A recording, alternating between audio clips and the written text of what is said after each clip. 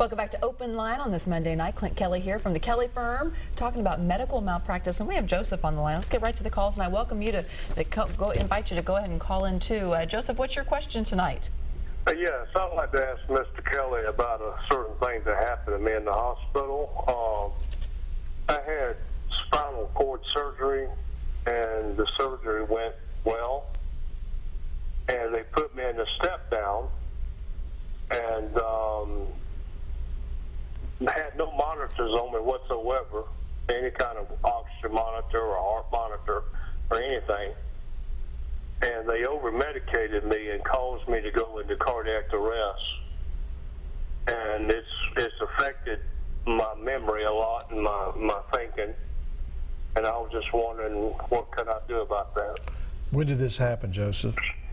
Happened on April the 23rd of this year. Okay. And do you know what the medication was that caused the cardiac arrest? I think they gave me, I tried to find out, and I found out some of it, but not all of it. I think they gave me like 15 milligrams of oxycodone, and I think along with that they had a drip of some type of morphine or something like that, and it caused me to go into cardiac arrest. Who told you or suggested to you that it had been an overdose? Because that's what it sounds like you're telling me, an overdose that caused cardiac arrest. They called my wife. She was on the way down to the hospital when she got the message, and she got there. Of course, they didn't let her see me immediately because they had to put tubes all down my throat and all that stuff. And one of the nurses, there was a man nurse that was in charge of me, and he told my wife that the lab work showed that I was over-medicated. Any prior history of heart condition? Yes, I have had. Back in 2003, I had open heart surgery. All right. Why don't you, Joseph, call my office? They'll be open first thing in the morning. I want you to speak to Pat. And like I told Carrie, Pat's the one that takes the information, the history, and I'd like you to answer her questions so she can send me a report and I can get more information in detail from you. Would you like to do that? Yes, sir. All right, please do that, and I'll get back to you within 24 hours on that. Well, thanks for calling. Joseph, stay tuned because we're going to show you Clint's number and all that jazz so you can make that phone call in the morning. But thank you for calling in, and gosh, we hope you're doing a heck of a lot better now. What interests you about that case? Well, first of all, morphine and oxycodone or OxyContin together, depends on what the amount is, but I mean, you put somebody to sleep with that. Usually leads to respiratory failure, which leads ultimately to cardiac failure. But if somebody's telling him that that's the reason why he had cardiac arrest, then it's certainly worth looking at. And just by the way he was talking on the phone, it sounds like he was having some difficulty remembering already. And anytime you go into cardiac arrest, it can certainly cause some permanent problems for you. But I mean, that's the kind of case you look into, because that's a serious condition, and it's not hard to explain what happened. Yeah. He got OD'd. Yeah. Ooh, all right. We also have Janet on the line. Janet, thank you for being part of the show tonight. What's your question? Yes, sir. I had a procedure done like the first part of June, and it was a simple procedure. I've had it done before. 2 days later, I had like bruising on my chest, and I ended up going to the emergency room. The emergency room nurse asked me what happened, and I told them what I had done, and she kindly told me that I coded and that they had to do chest compression. Nothing is documented in any of my medical records because I went and got them, and even the doctor didn't even know what happened. Do you have any long-term problems as a result of that?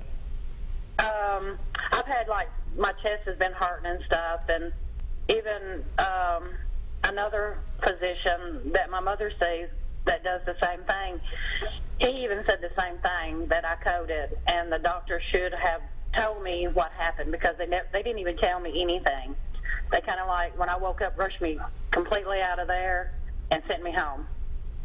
Well, it sounds like what Janice is describing is a situation where there's been bad communication. See that in a lot of cases. It doesn't sound like she's got long-term damage as a result of this. Now, you're going to have some pain if someone does chest compressions. I don't know why Jan, I don't know why you had to have it sounds like a code called on you, because, I mean, if you're doing that, I mean, someone's trying to revive you, and you would think there would be some information in the medical chart about that.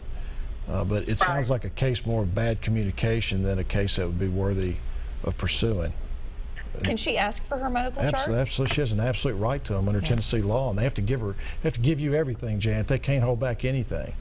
Right. I got my medical reports from the procedure, and I got my medical reports from the emergency room visit, and I actually got my medical reports from my doctor, and there was nothing in there showing that I quit breathing, they inserted a tube in my nose or anything.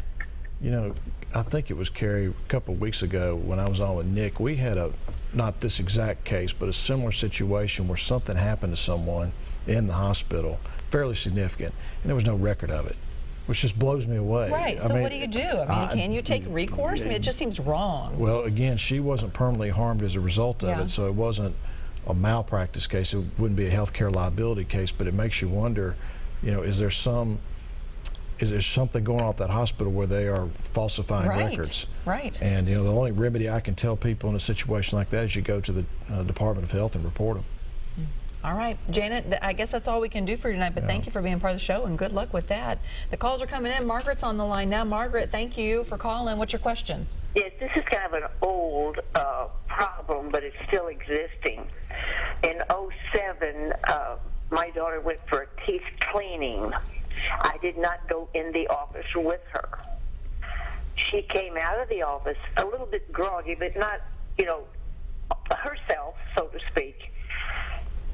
Ever since that cleaning, I found her out in the snow, disrobing, completely disoriented.